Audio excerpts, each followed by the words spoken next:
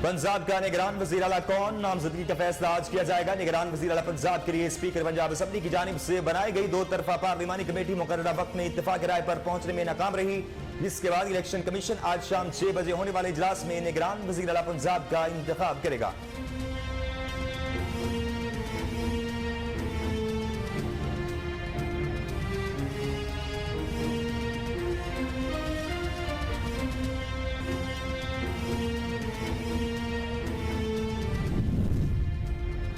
London में नवाज शरीफ की ज़ेरे सदारत लीगी रहनुमाओं का इजलास, इलेक्शन की तैयारी और मरियम नवाज की पाकिस्तान वापसी के इंतजाम पर गौर किया गया। ज़राए के मुताबिक इजलास में मरियम नवाज, राना सनाउल्लाह और जावेद लतीफ ने शिरकत की।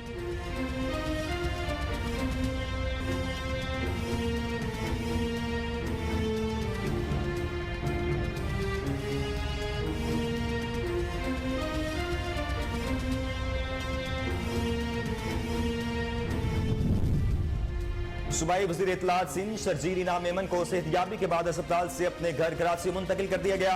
गुज़िश्ता रोज शर्जील इनाम मेमन को दिल का दौरा पड़ने पर फौरी तौर पर दिल के अस्पताल NICVD लाया गया था।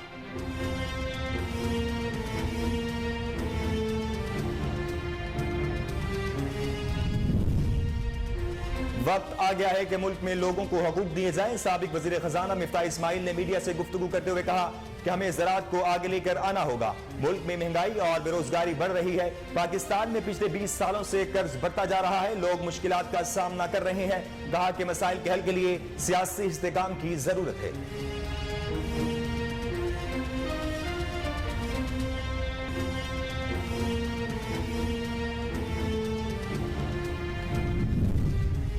मुश्किल फैसले करके मुल्क में इस्तेहकाम लाना होगा। मुस्लिम लीग नून के सीनियर रहनुमा शाहिद खगान अब्बासी ने प्रेस कॉन्फ्रेंस से खिताब करते हुए कहा कि अब गलतियों को दुरुस्त करना होगा। आज जो बलूचिस्तान के MNAs का हाल है वही तमाम अरकान का है। नफरत की सियासत से पाकिस्तान के मसाइल हल नहीं हो सकते। आज की सियासत इंतकाम और दुश्मनी की सियासत बन गई है।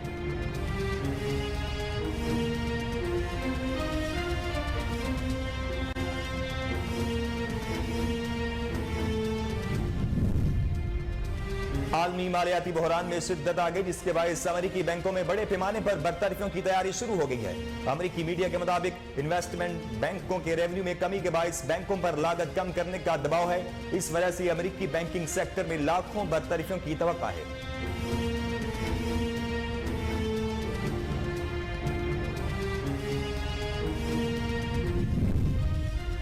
सिंध के सियाहती मकाम गोरख हिल स्टेशन पर तकरीबन 2 साल बाद हल्की बर्फबारी से मौसम दिलफरेब हो गया। सिंध का मरी कहलाए जाने वाला गोरख हिल स्टेशन 2 साल बाद बर्फ की सफेद चादर उड़े नजर आ रहा है। बर्फबारी से जहां सर्दी की शिद्दत में इजाफा हुआ, वहीं सियाहों की बड़ी तादाद ने मौसम का लुत्फ उठाने के लिए इस इलाके का रुख किया। कोरोना मुस्बत केसेस की शरह में कमी, 9 मरीजों की हालत नाजुक। गुज़िश्ता 24 घंटों के दौरान मुल्क भर में 3726 कोरोना टेस्ट किए गए, जिनमें से 9 अफराद के कोरोना टेस्ट मुस्बत आए हैं। मुस्बत कोरोना टेस्ट की शरह 0.24% रिकॉर्ड की गई।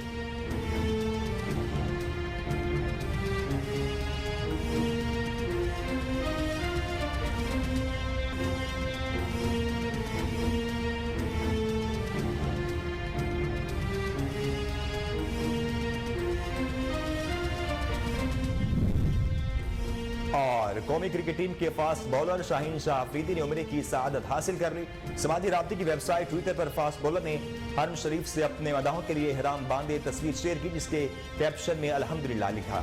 गुज़िश्ता दिनों कौमी क्रिकेट टीम के साबिक कप्तान सरफराज अहमद ने भी अहले खाना के हमरा उम्रा अदा किया था।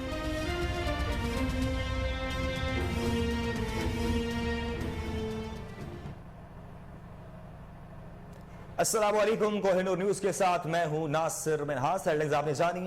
न्यूज बुलेटिन का आगाज करेंगे एक ब्रेक के बाद। हमारे साथ रहिए।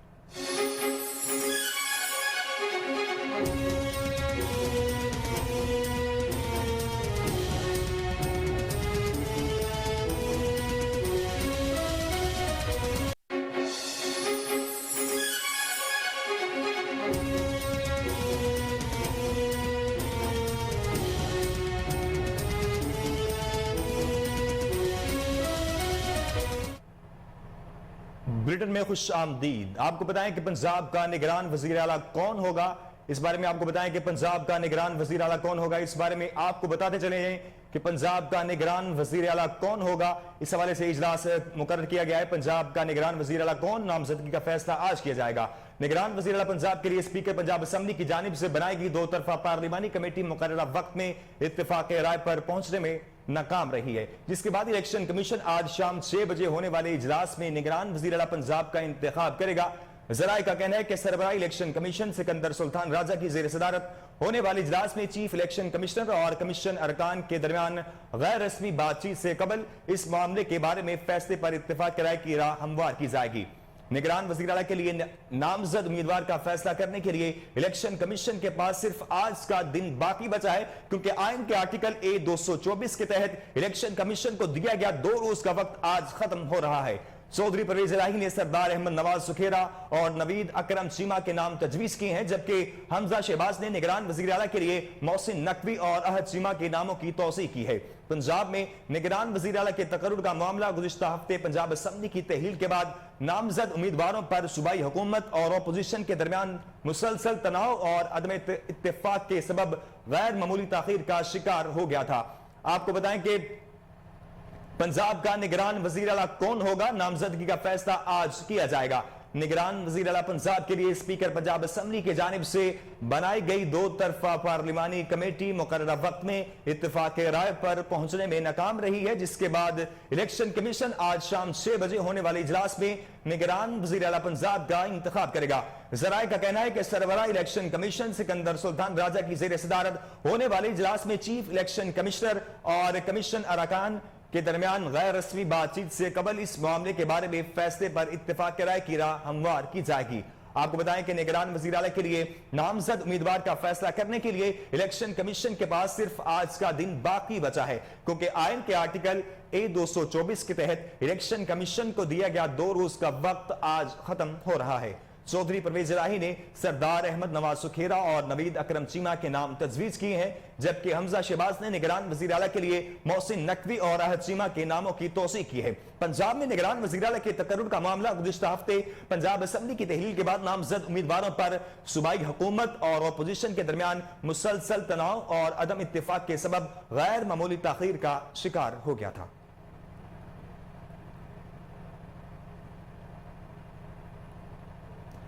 पाकिस्तान तहरीक इंसाफ के सरबराह इमरान खान ने कहा है कि हम उम्मीद कर रहे थे कि जनरल रिटायर्ड बाजवा के बाद फौज न्यूट्रल हो गई है, लेकिन बदकिस्मती से अभी न्यूट्रल नहीं है। मिस्टर एक्स मिस्टर वाई ने हमारे एमपीएस को धमकियां दी है।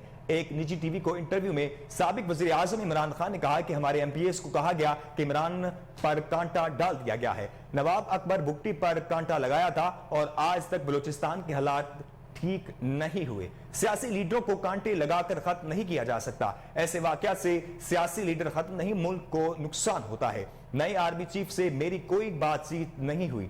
इमरान खान ने मजीद कहा कि हमने निगरान वज़ीर आला के लिए पंजाब में बेहतरीन नाम दिए। ऑपोजिशन ने एक जरदारी, एक शहबाज शरीफ के फ्रंट मैन का नाम दिया। निगरान वज़ीर आला वो होता है जो न्यूट्रल हो। इलेक्शन कमीशन अगर इस तरह के आदमी को सिलेक्ट करेगा तो अवाम की नजरों में मजीद नंगा हो जाएगा। अगर न्यूट्रल शख्स को निगरान वज़ीर आला सिलेक्ट ना किया तो कबूल नहीं करेंगे। उन्होंने कहा कि एस्टेब्लिशमेंट एक हकीकत है जो सबसे ज्यादा मुनज़्ज़म है। कोरोना, पोलियो, सैलाब, टट्टी दिल के दौरान फौज ने बहुत ज्यादा मदद की।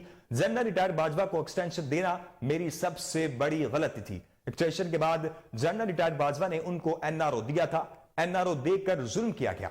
हमें पता ही नहीं था कि हुसैन हकानी को फॉरेन ऑफिस ने हायर किया है। इसने अमेरिका में मेरे खिलाफ लॉबी और बाजवा को सपोर्ट करना शुरू कर दिया था। चेयरमैन पीटीआई ने कहा कि ये लोग इलेक्शन नहीं ऑक्शन के जरिए आते हैं। उनके साथ साबिक आर्मी चीफ मिला हुआ था।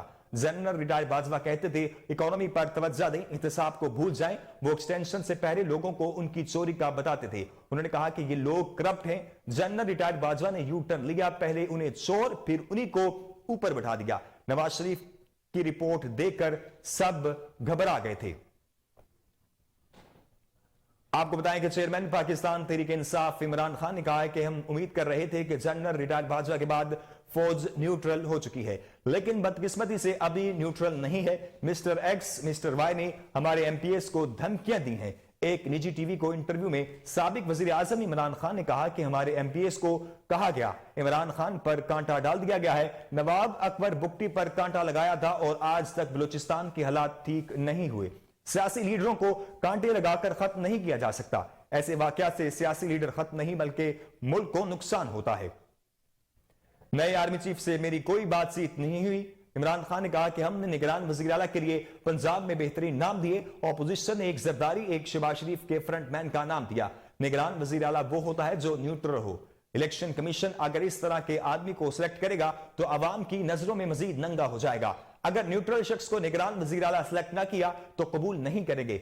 उन्होंने कहा कि एस्टैब्लिशमेंट एक हकीकत है जो सबसे ज्यादा मुनज़्ज़म है। कोरोना, पोलियो, सैलाब, टिड्डी दल के दौरान फौज ने बहुत ज्यादा मदद की।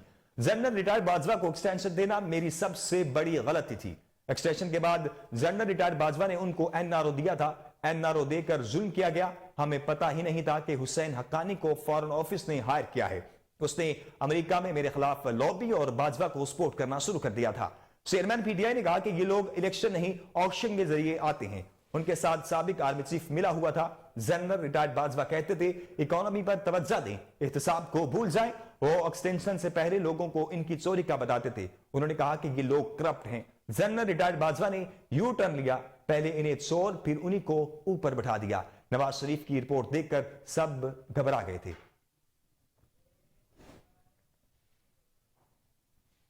सूबाई वज़ीर इत्तलात सिंध शर्जील इनाम मेमन को सेहतयाबी के बाद अस्पताल से अपने घर कराची मुंतकिल कर दिया गया है। गुज़िश्ता रोज शर्जील इनाम मेमन को दिल का दौरा पड़ने पर फौरी तौर पर दिल के अस्पताल NICVD लाया गया था। शर्जील इनाम मेमन के दिल की 2 शरेयानें बंद थीं जिनका फौरी ऑपरेशन किया गया था। दौरान ऑपरेशन 2 स्टेंट डाले गए थे। 24 घंटे अस्पताल में रहने के बाद शर्जील इनाम मेमन को कराची मुंतकिल कर दिया गया। सूबाई वज़ीर इत्तलात ने मीडिया समेत अपने तमाम मुलाजमीन को भी कवरेज से रोक दिया था। आपको बताएं कि सूबाई वज़ीर इत्तलात सिंध शर्जील इनाम मेमन को सेहतयाबी के बाद अस्पताल से अपने घर कराची मुंतकिल कर दिया गया है। गुज़िश्ता रोज शर्जील इनाम मेमन को दिल का दौरा पड़ने पर फौरी तौर पर दिल के अस्पताल NICVD लाया गया था। शर्जील इनाम मेमन के दिल की 2 शरेयानें बंद थीं जिनका फौरी ऑपरेशन किया गया। दौरान ऑपरेशन 2 स्टेंट भी डाले गए थे। 24 घंटे अस्पताल में रहने के बाद शर्जील इनाम मेमन को कराची मुंतकिल कर दिया गया। सूबाई वज़ीर इत्तलात ने मीडिया से अपने तमाम मुलाजमीन को भी मीडिया कवरेज से रोक दिया था। वक्त आ गया है कि मुल्क में लोगों को हकूक दिए जाएं। साबिक वजीर खजाना मिफ्ता इस्माइल ने मीडिया से गुफ्तगू करते हुए कहा कि हमें ज़राअत को आगे लेकर आना होगा। मुल्क में महंगाई और बेरोजगारी बढ़ रही है। पाकिस्तान में पिछले 20 सालों से कर्ज बढ़ना शुरू हो गया है। लोग मुश्किलात का सामना कर रहे हैं। कहा मसाइल के हल के लिए सियासी इस्तेकाम की जरूरत है।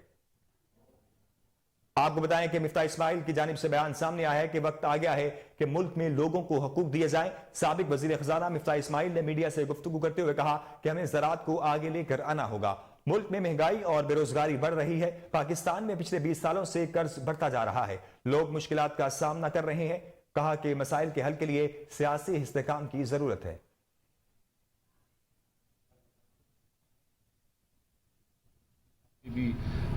का मशकूर हूँ कि उन्होंने इतना अच्छी मेज़बानी की है। ये हमारी पहले सेमिनार की री इमेजिनिंग पाकिस्तान, पाकिस्तान का तस्वुर नौ, जिसकी इंशाअल्लाह ताला अगली किस्त जो है वो पेशावर में होगी, जहाँ पे ख्वाजा मोहम्मद हूती साहब हमारी मेज़बानी के फ़राइज़ अंजाम देंगे। मैं बात करना चाहता हूँ थोड़ी सी मईशत के बारे में। आप जानते हैं कि अब मईशत के हालात जो हैं वो थोड़े से मुश्किल हैं। अवाम इस वक्त मुश्किल का सामना है और उसकी एक बड़ी वजह यह है कि पाकिस्तान को इस साल के 21 अरब डॉलर वापस करने हैं बैरून मुल्क के इदारों के और बैरून ममालिक के कर्जाजात के। और क्योंकि पाकिस्तान में कभी भी हम पैसे नहीं कमा सकते बाहर की एक्सचेंज करेंसी के, तो हमको किसी एक मुल्क से कर्ज लेकर किसी एक और मुल्क को वापस करना होता है या एक इदारे से कर्ज लेकर किसी और इदारे को वापस करना होता है। और पिछले 20 सालों में हमने ये देखा है कि पाकिस्तान में कर्ज जो है वो बढ़ता जा रहा है। यहाँ तक कि अब 51,000 अरब रुपया कर्ज हो चुका है पाकिस्तानियों के ऊपर। और हमने ये भी देखा कि पाकिस्तान के ऊपर बैरूनी मुल्क का जो कर्जा है वो भी 25,000 अरब रुपया चढ़ गया है। उसकी अब जो मसाइल हैं वो ये है कि उसकी वजह से महंगाई दर बढ़ रही है और उसकी वजह से बेरोज़गारी बढ़ रही है। और जब महंगाई और बेरोज़गारी बढ़ेगी और साथ साथ हुकूमत के वसाइल कम होंगे, तो जो हुकूमतें तालीम पे खर्च कर सकती थी या करना चाहिए, या जो हुकूमत को सेहत पे खर्च करना चाहिए वो हुकूमत जो है वो किस भरेगी, बाहर पैसों देगी, और वो तालीम पे खर्च नहीं कर सकेगी और सेहत पे खर्च नहीं कर सकेगी। ऑलरेडी पाकिस्तान में आधे बच्चे जो स्कूल जा सकते हैं, जिनकी स्कूल जाने की उम्र है 16 साल की या उससे कम, वो स्कूल में नहीं हैं, और जो बच्चे स्कूल में हैं वो भी फेल हो रहे हैं। और पाकिस्तान के अंदर इस वक्त 80% बच्चे जो हैं वो मेल नरिश्ड हैं। तो यहाँ पर अब गुंजाइश नहीं है कि हम यहाँ पर और हमारे लोगों के पेट काटें और बाहर किस्तें भरें, तो हमको कोई ना कोई नया तरीका निकालना पड़ेगा। और तरीका एक ही है कि हमको ज़्यादा से ज़्यादा पाकिस्तान के बाहर अपनी मसनूआत बेचनी पड़ेंगी, जिससे यहाँ पे नौकरियाँ भी क्रिएट होंगी और साथ साथ हमको ज़राअत को आगे लेकर आना होगा। तो हम ये समझते हैं कि जो पाकिस्तान वही मजबूत होगा जिसमें पाकिस्तानी मजबूत होंगे। अगर हम पाकिस्तानी लोगों को मजबूत कर देंगे, अपने लोगों को रोज़गार प्रोवाइड कर देंगे, अपने लोगों को मजबूत कर देंगे, तो खुद ब खुद इंशाअल्लाह ताला लोग अपने बच्चों को भी पढ़ा लेंगे, लोग अपनी बीमारी का भी हल निकाल लेंगे और उसके साथ साथ मुल्क भी आगे तरक्की करेगा। तो अब वक्त आ गया है कि पाकिस्तान के अंदर लोगों को हुकूक दिए जाए, और जो 18वीं तरमीम ने, आप ये समझ लीजिए कि वफाक से लेकर सूबों को हुकूक दिए थे, और अब लोग बात कर रहे हैं और सही बात कर रहे हैं कि सूबों से लेकर ज़िलों को हुकूक दिए जाएं। तो हम ये समझते हैं कि एक्चुअली हुकूक जो है वो लोगों को देने चाहिए, लोगों को रोज़गार दें, लोगों के लिए मुश्किलें आसान करें। महंगाई जो है इस वक्त आप पता है कि उरूज पे है, और हुकूमत जो अपने मसाइल सॉल्व नहीं कर सकती है। एक निजकारी का मसला है पाकिस्तान में, 20 साल से हम कोई निजकारी भी नहीं कर सकें, और दूसरी तरफ हुकूमती इदारे जो है वो अरबों का नुकसान कर रहे हैं। तो उसका कोई ना मुश्किल फैसले करके मुल्क में इस्तेहकाम लाना होगा। मुस्लिम लीग नून के सीनियर रहनुमा शाहिद खगान अब्बासी ने प्रेस कॉन्फ्रेंस से खिताब करते हुए कहा कि अब गलतियों को दुरुस्त करना होगा। आज जो बलोचिस्तान के MNAs का हाल है वही तमाम अरकान का है। नफरत की सियासत से पाकिस्तान के मसाइल हल नहीं हो सकते। आज की सियासत से इंतकाम और दुश्मनी की सियासत बन गई है। और हल की बात कर रहे हैं कि आज हल की जरूरत है और हल के तरीके हैं। कोई मौजूदाती हल पाकिस्तान के पास नहीं है। हमें हर मामले पर मेहनत करनी होगी, उसको दुरुस्त करना होगा और मुश्किल फैसले करके मुल्क को इस्तेहकाम देना होगा। इसके साथ एक सियासी इस्तेहकाम की जरूरत है। मैंने कल भी कहा कि अगर बलूचिस्तान के आज मसाइल हैं, उसकी बुनियादी वजह बलूचिस्तान की गैर नुमाइंदा लोग हैं जो असेंबली में भेजे जाते हैं। बलूचिस्तान में ये मुमकिन नहीं है कि हम लिस्टें बनाएं और उन लोगों को किसी को जिता दें और किसी को हरवा दें। कल वहां पर बहुत से मामलों का जिक्र हुआ, लेकिन आज आप खुद देख लें। मैं सिर्फ एक मिसाल के तौर पर बलूचिस्तान की बात करता हूं। जो आपके MNAs हैं, जो आपके MPs हैं, जो आपके सेनेटर्स हैं, और यही हाल तमाम मुल्क का भी है। क्या वो वाकई बलूचिस्तान के अवाम की नुमाइंदगी कर रहे हैं? क्या वो बलूचिस्तान के मसाइल का हल ढूंढ रहे हैं? क्या वो हल तलाश कर सके हैं? यही कैफियत सारे मुल्क में है और यही खराबी की बुनियादी जड़ है। इशारा किसी तरफ भी नहीं है। हम तो आइन की बात करते हैं कि आइन को इम्प्लीमेंट करें, आइन को पूरा इम्प्लीमेंट करें। हम आइन को जुज़वी तौर पर नहीं कर सकते। अगर हम बलूचिस्तान के मिसिंग पर्सनस की बात करते हैं, जो एक दीनीदा मसला है, इसका हल भी आइन के अंदर ही है। अगर हम आइन को तस्लीम नहीं करेंगे, आइन के की शिकों को मानेंगे नहीं, तो फिर इन मसाइल का हल नहीं निकलेगा। मईशत का हल भी, सियासत का हल भी और मुल्क के जो दीगर मसाइल हैं, सब का हल आइन के अंदर मौजूद है। अगर आज एक नए सोशल कॉन्ट्रैक्ट की जरूरत है तो वो भी एक सियासी निज़ाम से ही है। ये डायलॉग एक मुल्क के मसाइल के हल का डायलॉग है और सबकी बुनियाद जो है वो आइन के अंदर है। अगर आप 70 से बात कर रहे हैं तो आप भी आइन की बात कर रहे थे। आज 73 के आइन को इस साल 50 साल हो जाएंगे। क्या वो आइन कामयाब हुआ या नाकाम हुआ, या क्या हमने अपने अमल से उसको नाकाम किया? अगर उसके अंदर खराबी है उनको दुरुस्त किया जा सकता है।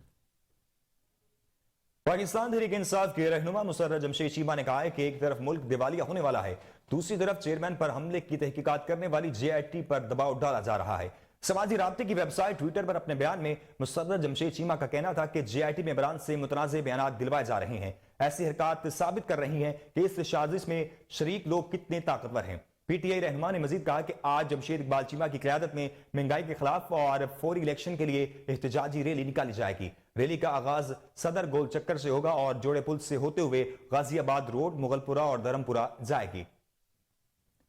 आपको बताएं कि पाकिस्तान तहरीक इंसाफ की रहनुमा मुसर्रत जमशेद चीमा ने कहा है कि एक तरफ मुल्क दिवालिया होने वाला है, जबकि दूसरी तरफ चेयरमैन पर हमले की तहकीकात करने वाली JIT पर दबाव डाला जा रहा है।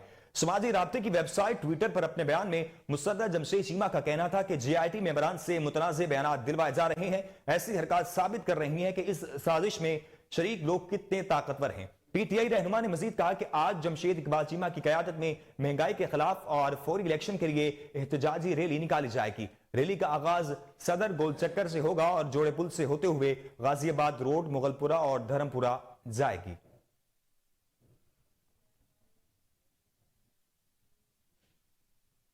आगे बढ़े और आपको बताएं कि सिंध के सियाहती मकाम गोरख हिल स्टेशन पर तकरीबन 2 साल बाद हल्की बर्फबारी से मौसम दिलफरेब हो गया। सिंध का मरी कहलाए जाने वाला गोरख हिल स्टेशन 2 साल बाद बर्फ की सफेद चादर ओढ़े नजर आ रहा है। बर्फबारी से जहां सर्दी की शिद्दत में इजाफा हुआ, वहीं सियाहों की बड़ी तादाद ने मौसम का लुत्फ उठाने के लिए इस इलाके का रुख किया है। इंचार्ज गोरख जमन जमाली का इस हवाले से कहना है कि इस मकाम पर 2 साल बाद बर्फबारी हुई है और सर्दी की शिद्दत में इजाफे के साथ साथ दर्जा हरारत मनफी रिकॉर्ड किया जा रहा है। यह हिल स्टेशन दादू शहर से 90 किलोमीटर के फासले पर केथर रेंज में सतह समुद्र से 5800 फीट बुलंदी पर वाक़ है, जबकि दूसरी जानिब महकमा मौसमियात ने गिलगित बल्तिस्तान और बलाई खैबर पख्तूनख्वा के पहाड़ों पर मजीद बर्फबारी की पेशगोई कर दी है। महकमा मौसमियात का कहना है कि मुल्क के बेशतर मैदानी इलाकों में आज मौसम सर्द और खुश्क रहेगा। बलाई खैबर पख्तूनख्वा, कश्मीर और गिलगित बल्तिस्तान में गरज चमक के साथ बारिश का इम्कान है। मारम जब्बा 6, मरी 1 इंच और स्कर्दू में हल्की बर्फबारी रिकॉर्ड की गई है, जबकि कम से कम दर्जा हरारत लिया -14, जियारत -11, स्तोर कलाम -9, गोप्स में -8 डिग्री सेंटीग्रेड रिकॉर्ड किया गया। हुंजा -7, मालम जब्बा स्कर्दू -6, कलात में -5 सेंटीग्रेड रिकॉर्ड किया गया। कोयटा बगरोट -4 और मरी में -3 डिग्री सेंटीग्रेड रिकॉर्ड किया गया। आपको बताएं कि सिंध के सियाहती मकाम गोरख हिल स्टेशन पर तकरीबन 2 साल बाद हल्की बर्फबारी से मौसम दिलफरेब हो गया है। सिंध का मरी कहलाए जाने वाला गोरख हिल स्टेशन 2 साल बाद बर्फ की सफेद चादर ओढ़े नजर आया है।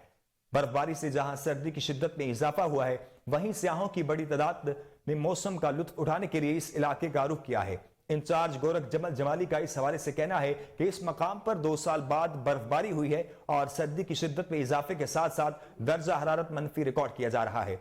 यह हिल स्टेशन दादू शहर से तकरीबन 90 किलोमीटर के फासले पर केथर रेंज में सदा समुद्र से 5800 फीट बुलंदी पर वाक़ है। दूसरी जानिब महकमा मौसमियात ने गिलगित बल्तिस्तान और बलाई खैबर पख्तूनख्वा के पहाड़ों पर मजीद बर्फबारी की पेशगोई कर दी है। महकमा मौसमियात का कहना है कि मुल्क के बेशतर मैदानी इलाकों में आज मौसम सर्द और खुश्क रहेगा। बलाई खैबर पख्तूनख्वा, कश्मीर और गिलगित बल्तिस्तान में गरज चमक के साथ बारिश का भी इम्कान है। मालम जब्बा 6, मरी 1 इंच और स्कर्दू में हल्की बर्फबारी रिकॉर्ड की गई है, जबकि कम से कम दर्जा हरारत -14, जियारत -11, स्तोर कलाम -9, गोप्स में -8 डिग्री सेंटीग्रेड रिकॉर्ड किया गया है।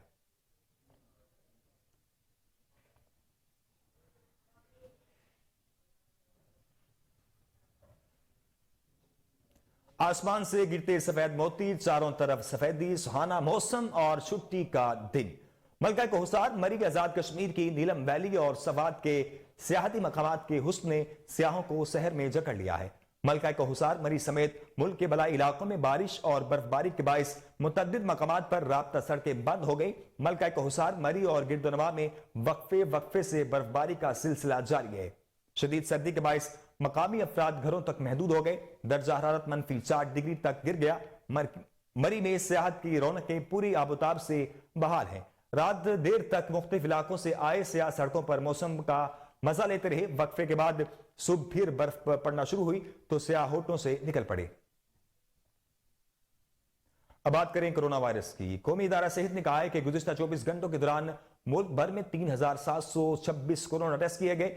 NIH की जानिब से जारी करदा आदाद-ओ-शुमार के मुताबिक गुज़िश्ता 24 घंटों के दौरान 3726 कोरोना टेस्ट किए गए, जिनमें से 9 अफराद के कोरोना टेस्ट मुस्बत आए हैं। इस तरह गुज़िश्ता 24 घंटों में किए गए मुस्बत कोरोना टेस्ट की शरह 0.24% रही। मजीद बराए इस दौरान कोरोना वायरस से कोई भी मरीज जान बहक नहीं हुआ, जबकि 9 मरीजों की हालत तशवीशनाक है।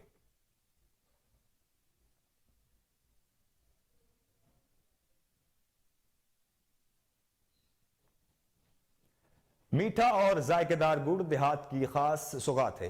गुड़ दरअसल तैयार कैसे होता है, इस बारे में जानते हैं टंडवाला यार्ड से हमारे नुमाइंदे मोहम्मद आरिफ फराइन से। आइए देखते हैं उनकी ये दिलचस्प रिपोर्ट। हम मौजूद हैं टंडवाला यार्ड के गांव के अंदर, जहां जो है अपना गुड़ की तैयारी की जा रही है। जो देसी लोग हैं, गांव के लोग हैं, उनका दारोमदार वो कोशिश उनकी यही होती है कि चीनी इस्तेमाल ना की जाए, गुड़ इस्तेमाल किया जाए। तो आज हम देखते हैं कि ये गुड़ की तैयारी कैसे करते हैं। क्या तो ये भाई हमारे साथ मौजूद हैं, इनसे बात करते हैं। चलती है चिचड़ा, इसे कहते हैं उर्दू लैंग्वेज में चिचड़ा कहते हैं। जैसे मिल के अंदर बड़ा कटर होता है, ये छोटा कटर है, मैं समझ लें इसको। तो कट इसको फिर वो कट करता है, ये छोटे छोटे पीसेस में इसको करता है। इसमें सुखाने में, सूखने के बाद ये जलने में काम आता है। अगर ये ना हो तो ये गुड़ नहीं बनेगा, क्योंकि लकड़ी के ऊपर गुड़ नहीं बन सकता। बनाते हैं 5 मन यहाँ से ये डब्बे भर के लेके आते हैं। 16 किलो का एक कैन होता है, वो भर के लेके आते हैं वहाँ पर देख के। तो इस कैन, इसके अंदर 5 कैन डाल के फिर इसको गर्म करते हैं। जब ये बॉयल होता है तो जब इसके अंदर पानी आ जाता है, गन्ने का रस, तो उसके अंदर जो वाटर होता है वो एवापोरेट होता है सारा। जो वाटर एवापोरेट होने के बाद जो बचता है वो असल में इसकी प्योरिटी होती है इसकी, वो गुड़ होता है। वो भिंडी का रस इस वजह से डालते हैं कि वो इसकी सफाई हो, इसकी सफाई, जिसके अंदर जो मिट्टी वगैरह हो या इसकी जो भी इसके अंदर एक्सपायर्ड चीज़ है, वो उसके लिए वो भिंडी से उसके ऊपर आ जाएंगी वो चीज़ें। वो आने के बाद उसको छान लिया जाएगा और वो बाहर आ जाएगी। खाने में मज़ेदार भी होता है ये, माशाल्लाह से। काफ़ी मेहनत तलब काम है, लेकिन हम अपने शौक की वजह से कर रहे हैं। लेकिन गवर्नमेंट से इनका यही मुतालबा है कि गुड़ की जो है ना अपना एक रेट मुकर्रर किया जाए मार्केट के अंदर, जिससे इस गुड़ के काम करने वालों। करोड़ लारी सिंध के इलाके फतेहपुर में उम्मीदवार एमपीए सोबिया इनाम चौधरी ने पीपल्स पार्टी छोड़कर पाकिस्तान तहरीक इंसाफ में शमूलियत अख्तियार कर ली है। हल्का पीपी 280 से पीटीआई की टिकट पर इलेक्शन लड़ने का ऐलान भी कर दिया। उनका मजीद क्या कहना है, इस वक्त हमारे नुमाइंदे मोहम्मद आसिफ खान हमारे साथ मौजूद हैं। मजीद तफसीलात उनसे जानते हैं। जी आसिफ, क्या तफसीलात हैं आपके पास? उम्मीदवार एमपीए पीपी 280 सोबिया इनाम साहबा के साथ, जिन्होंने पीपल पार्टी को छोड़कर पीटीआई में शमूलियत का ऐलान कर दिया है। आज हम उनसे बात करेंगे कि आपने पीपल पार्टी को छोड़ा है और पीटीआई में शमूलियत की, आखिर इसकी वजह क्या है? बिस्मिल्लाहिर्रहमानिर्रहीम। दोनों पार्टीज मेरे लिए रिस्पेक्टेबल हैं। मैं ये नहीं कहती पीपल्स पार्टी का प्लेटफॉर्म जो है उसमें मुझे रिस्पेक्ट नहीं मिली तो मैं पीटीआई में गई। मुझे बहुत रिस्पेक्ट मिली पीपल्स पार्टी के प्लेटफॉर्म पे भी। I was honoured to be the part of Pakistan people's party. लेकिन जो वजह जिसके लिए मैंने अपना प्लेटफॉर्म चेंज किया, वो वजह मेरे कुछ एम्स हैं, मेरे कुछ मकासद हैं इस इलाके के लिए, मेरे कुछ जज्बात हैं अपने लोगों के लिए। तो उन जज्बात को, उन पर्पसेस को फुलफिल करने के लिए I change the proper platform for the welfare of our people. और सामने ये सोशल मीडिया पे हमने भी देखा है, आपने भी देखा है कि एक बात सामने आ रही है कि सोबिया इनाम साहबा जो है एक मखसूस नशिस्त उन्हें दी जाएगी। ये कोई इलेक्शन नहीं लड़ रही पीटीआई की जानब से, आप इस वाले से क्या कहेंगे? मखसूस नशिस्त की ना कभी मैंने पहले बात की है, ना मेरा कोई इरादा है इस तरह का। हम तो जी मैदान में उतर के लड़ने वाली कौम है, तो इंशाल्लाह ताला हम भरपूर तरीके से लड़ेंगे। लेकिन अभी तो मेरा इनिशिएटिव है, that's the entrance towards a new party, जो मुझे एक विजन लगा एक अच्छे इंसान का, मुझे मोटिवेशन मिली कि मैं उस लीडर के साथ चलूं जो पाकिस्तान के हक के लिए बात करता है। तो अभी तो इट्स इनिशिएटिव, तो हम ये आगे की बातें हैं। और one thing I just need to clear to everyone कि रिजर्व सीट का मेरा ना कोई इरादा है, ना कोई अभी तक बात हुई है, और सीटों की बात अभी होनी भी नहीं चाहिए। It's not the proper time. जी बिल्कुल, हल्का की आवाम की खिदमत जो है वो कह रही है कि उनके लिए मैं पुरअज़म हूं और इमरान खान के साथ हूं। जी आगे बढ़े और आपको बताएं कि एसएचओ थाना कंगरपुर आबिद महमूद चीना की क़यादत में पुलिस ने डकैती के मुकदमे में मतलूब 2 खतरनाक मुजरिमान इश्तिहारी गिरफ्तार कर लिए। इश्तिहारी मुजरिमान अरसद रात से अहल इलाका के लिए दर्द सर बने हुए थे। मुजरिमान से वारदातों के दौरान लूटे गए नकदी व माल बराए तफ्तीशी जारी है। चर्च के धंधे में मुलव्विस मुलजिम मूसा को रंगे हाथों चर्च फरोख्त करते हुए गिरफ्तार कर लिया गया।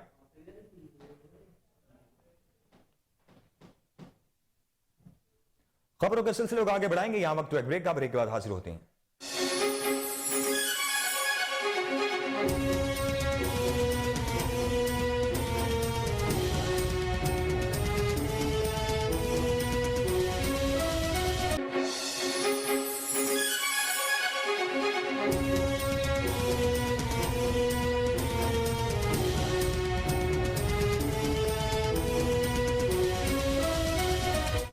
Welcome back. लाहौर सदर डिवीजन में मुबैना पुलिस मुकाबला, फायरिंग के तबादले में एक डाकू हलाक, 2 फरार होने में कामयाब हो गए। अहले इलाका का चौकी इंचार्ज एहतशाम और पुलिस को क़यादत तहसीन। मजीद तफसीलात जानते हैं अपने chief crime reporter Wasim Sabir से। जी वसीम, क्या तफसीलात है आपके बाद?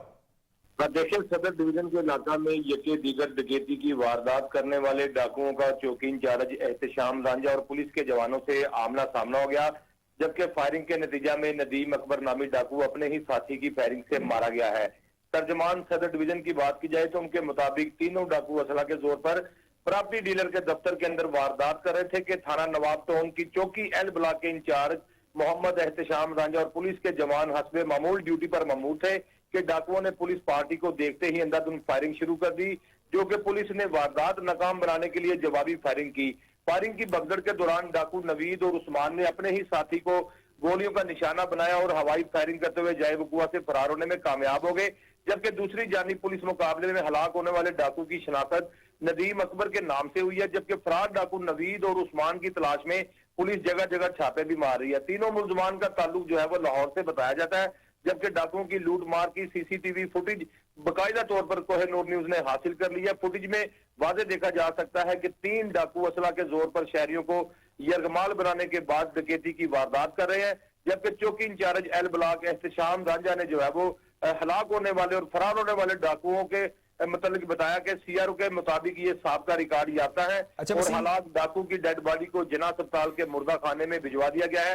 एसपी सदर के मुताबिक फरार डाकुओं की तलाश में पुलिस जगह जगह छापे भी मार रही है और अहले इलाका ने चौकी इंचार्ज मोहम्मद एहतशाम रांझा और पुलिस एहलकारों को खराज तहसीन भी पेश किया है, जिन्होंने डकैती की वारदात बल्कि नाकाम बनाई और इनका डाकुओं का पीछा भी किया। जी वसीम साबिर, ये भी बताइएगा कि पुलिस मुकाबले के दौरान जो है पुलिस को कोई नुकसान तो नहीं पहुंचा? जी नहीं, जब डाकू पुलिस का आमना सामना होता है तो डाकू पुलिस की यूनिफॉर्म देख के ही, क्योंकि ये शेर की खाल होती है, उसको देखते ही ये इनकी कोशिश होती है वहां से भागे। पुलिस पार्टी पर इन्होंने डराने के लिए फायरिंग की, लेकिन पुलिस ने भी इनको डराने के लिए जब फायरिंग की तो एक प्लाजे के अंदर छुप गए। मैं अपने नाजरीन को बताता चलूं कि एक प्रॉपर्टी डीलर का दफ्तर था जिसके अंदर ये लूट मार कर रहे थे। बाहर जब ये सरकारी गाड़ी और मुहाफिज जवान वहां पर पहुंचे तो फौरी तौर पर डाकुओं ने समझा कि शायद 15 की कॉल के मुताबिक ये लोग आ गए हैं, लेकिन जब वहां पर पहुंचे तो पुलिस पार्टी पर इन्होंने सीधी फायरिंग की और उसके बाद जो है वो जब पुलिस ने जवाबी फायरिंग की तो वहां पर एक जेर तमीर प्लाजा था, उसके अंदर ये लोग छुप गए और फायरिंग का सिलसिला जो है वो 15 से 20 मिनट तक जारी रहा। चौकी incharge L block Mohammad Ehtesham Ranjha ने बदरिया वायरलेस सेट के जो है वो वहां पर डॉल्फिन पुलिस और दीगर थाना की गाड़ियों को भी बुला लिया और पुलिस मुकाबला जारी रहा।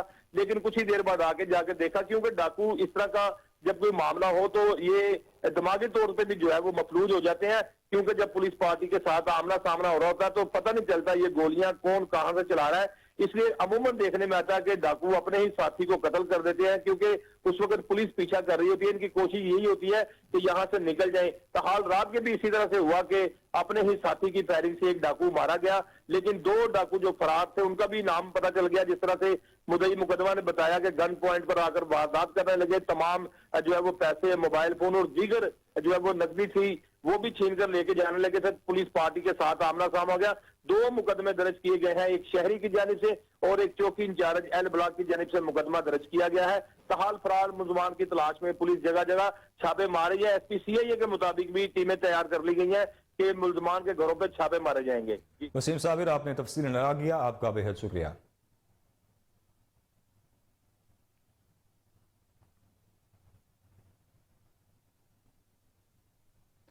DIG SPU आगा मोहम्मद यूसुफ की जानिब से चाइनीज न्यू ईयर के मौका पर सख्त सिक्योरिटी इंतजाम तश्कील दे दिए गए। चाइनीज न्यू ईयर की तकरीबात को फुल प्रूफ सिक्योरिटी फराहम करने के सिलसिले में DIG आगा मोहम्मद यूसुफ ने चाइनीज कौंसलेट और रिहाइश गाहों के दौरे किए।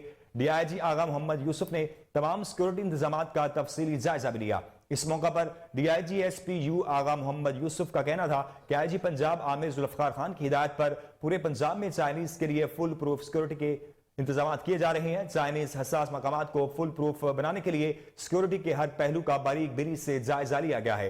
चाइनीज न्यू ईयर नाइट के मौका पर किसी भी किस्म का नाखुशगवार वाकया देखने में न आया, जिसका सेहरा मेरे जवानों को जाता है।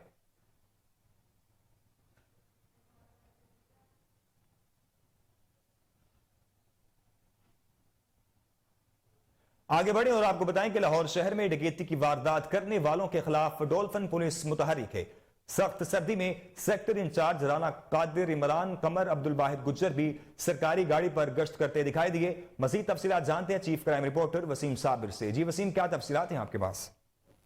जी बिल्कुल, आपने दुरुस्त फरमाया। ये सरकारी गाड़ियों पे सेक्टर इंचार्ज भी आउट होने लगे हैं। जिस तरह से बात की राना कादर की, इमरान कमर पड़ाना की और अब्दुल वाहिद गुजर समेत दीगर सेक्टर इंचार्ज भी जो है वो आजकल सरकारी गाड़ियों पे गश्त कर रहे हैं, क्योंकि जो एसपी डॉल्फिन है तोकीर नईम, उनकी हिदायत के मुताबिक शहर लाहौर में जिस तरह से शाम पड़ते ही धुंध पड़ जाती है, तो डाकू भी अपना काम करने के लिए असला उठाकर जो है वो शहरियों को लूटने के लिए सड़कों पे आते हैं। मैं समझता हूं कि आजकल की जो दौरान वारदात जो कार्रवाइयां की जा रही हैं डॉल्फिन की जानिब से, जगह जगह नाकाबंदी की जाती है और स्नैप चेकिंग करके बाकायदा तौर पर इनके ID कार्ड भी चेक किए जाते हैं। तो इस तरह से रायविंड सिटी हो गई, इसके अलावा मांगा मंडी और सुंदर का इलाका है, यहाँ पे ये खुले देहाती एरिया है, यहाँ पर डकैती की वारदात जो है वो मामूल है। लेकिन वहां पर जब धुंध पड़ती है तो तकरीबन जो है वो 20 से जायद डाकू जो है वो रोड ब्लॉक करके बसें भी लूटते हैं।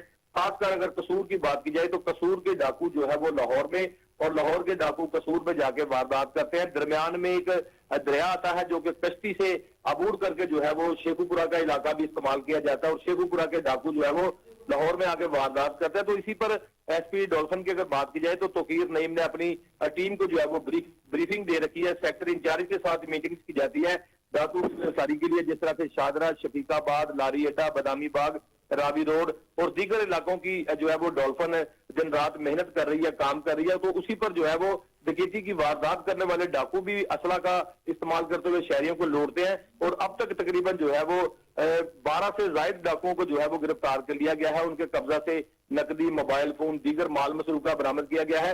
मैं समझता हूं कि ऐसी जगह जिस तरह से दरिया रावी है और दीगर खुली जगह है, देहाती इलाका, तो वहां पर जब धुंध पड़ जाती है तो दरख्तों के पीछे डाकू छिपे होते हैं असला के जोर पर और वहीं पर शहरी को जो है वो बांध कर दरख्त के साथ उसे लूटमार करते हैं और 1 दर्जन से जायद लोगों को यहाँ पर दरख्त के साथ बांधा जाता है। लेकिन डॉल्फिन पुलिस के जवान जो है वो टार्च का इस्तेमाल करते हुए जो है वो डाकुओं की गिरफ्तारी अमल में लाते हैं। तो इसी तरह से रायविंड के इलाका में ये पुलिस मुकाबला हुआ जिसमें पुलिस और डाकुओं के दरमियान जो है वो आमने सामने गोलियां भी चली, लेकिन पुलिस के जवानों ने बड़ी जुर्रत और बहादुरी का मुजाहरा करते हुए 3 डाकुओं को गिरफ्तार कर लिया, जिनके कब्जा से शहरियों की छीनी हुई रकम और दीगर माल मसरूका भी बरामद किया गया है।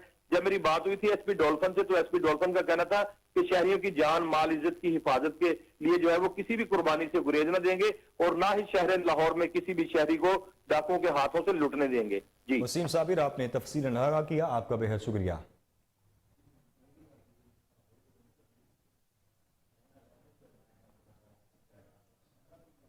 आलमी मालियाती बहरान में शिद्दत की वजह से अमरीकी बैंकों ने बड़े पैमाने पर बरतरफियों की तैयारी शुरू कर दी है। गैर मुल्की खबरसां इदारे के मुताबिक इन्वेस्टमेंट बैंकों के रेवेन्यू में कमी और लागत कम करने के दबाव के बायस अमरीकी बैंकिंग सेक्टर में लाखों बरतरफियों की तवक्का है। मीडिया रिपोर्ट्स के मुताबिक वो बैंक मुतासिर होंगे जहां पिछले सालों में ज्यादा भर्ती की गई है। गैर मुल्की मीडिया का कहना है कि चंद अमरीकी बैंकों ने 15,000 से ज्यादा मुलाजमीन को निकालने का आगाज कर दिया है। मीडिया रिपोर्ट के मुताबिक तमाम बैंकों में कटौतियों की तवक्का नहीं, ताहम वो लागत कम करने के इकदाम कर रहे हैं। ब्राजील में हालिया हुकूमत मुखालिफ मुजाहरों के बाद ब्राजीलियन सदर लोला डी सिल्वा ने आर्मी चीफ को बरतरफ कर दिया है। बैन अल-अक़वामी मीडिया की रिपोर्ट के मुताबिक ब्राजीलियन सदर लोला डी सिल्वा ने आर्मी चीफ जोलियो सीजर डी ओरिडा को बरतरफ कर दिया, जिन्होंने 1 माह कबल ही यह ओहदा संभाला था। रिपोर्ट में बताया गया कि 2 रोज कबल दारुल हुकूमत ब्राजीलिया में सदर और मिलिट्री अफसरान के दरमियान अहम मुलाकात हुई थी, जिसके बाद अब सदर की जानिब से आर्मी चीफ को बरतरफ करने का फैसला सामने आया है। इससे कबल भी ब्राजीलियन सदर खुलेआम ये इल्जाम लगा चुके हैं कि कुछ फौजी अफसरान ने मुल्क गिर हंगामों की हिमायत की थी। 8 जनवरी को साबिक ब्राजीलियन सदर बोलोसो नारो के हामियों ने हुकूमत के खिलाफ एहतजाज किया था और ब्राजीलिया में सदारती महल, सुप्रीम कोर्ट और कांग्रेस पर हमले किए थे।